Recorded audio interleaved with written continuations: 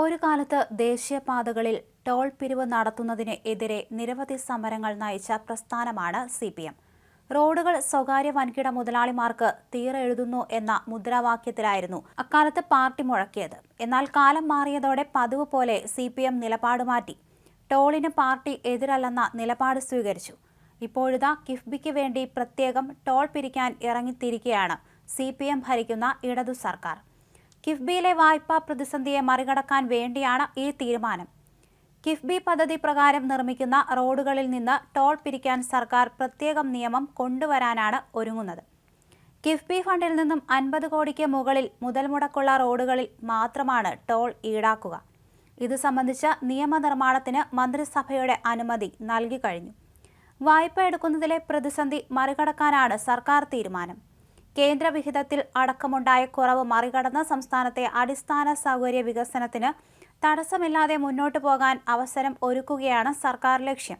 കിഫ്ബിയുടെ കടമെടുപ്പ് സംസ്ഥാനത്തിന്റെ പൊതുകടത്തിൽ ഉൾപ്പെടുത്തിയതോടെയാണ് വായ്പയെടുത്ത് പശ്ചാത്തല സൗകര്യങ്ങൾ ഒരുക്കാനുള്ള കിഫ്ബിയുടെ പ്രവർത്തനങ്ങൾക്ക് തിരിച്ചടിയായത്.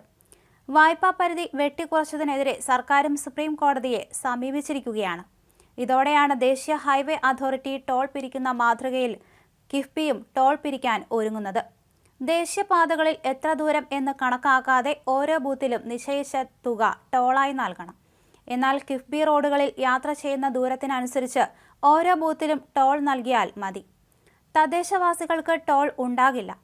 ടോൾ പിരിക്കാനായി നിയമനിർമ്മാണത്തിന് മന്ത്രിസഭ തീരുമാനിച്ചെങ്കിലും വിവാദം ഉറപ്പാണ് എന്നതുകൊണ്ട് തന്നെ ഇക്കാര്യം രഹസ്യമാക്കി വെച്ചിരിക്കുകയാണ്. ടോൾ പിരിവിനായി കിഫ്ബി പഠനം തുടങ്ങിക്കഴിഞ്ഞു. കിഫ്ബി വായ്പ സംസ്ഥാന സർക്കാരിന്റെ കടബാധ്യത കൂട്ടുന്നുവെന്ന് കേന്ദ്രവാദത്തിന് മറുപടിയായി കേന്ദ്ര സ്ഥാപനങ്ങളും ഇതുപോലെ കടമെടുക്കുന്നുവെന്ന് കേരളം വാദിച്ചിരുന്നു. എന്നാൽ ഈ സ്ഥാപനങ്ങൾക്ക് തിരിച്ചടവിന് വരുമാനമുണ്ടായിരുന്നു മറുപടി. ദേശീയപാത അതോറിറ്റിയുടെ ടോൾ വരുമാനമടക്കം കേന്ദ്രം ചൂണ്ടിക്കാണിച്ചിരുന്നു.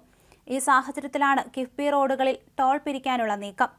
കിഫ്ബി കടം അധിക ബാധ്യതയെന്ന CAG റിപ്പോർട്ടുകൾക്കും കേന്ദ്ര നിലപാടുകൾക്കും പിന്നാലെ പദ്ധതികൾക്ക് വായ്പ കിട്ടാത്ത പ്രശ്നം മറികടക്കാൻ കൂടിയാണ് ടോൾ വഴി തേടുന്നത്.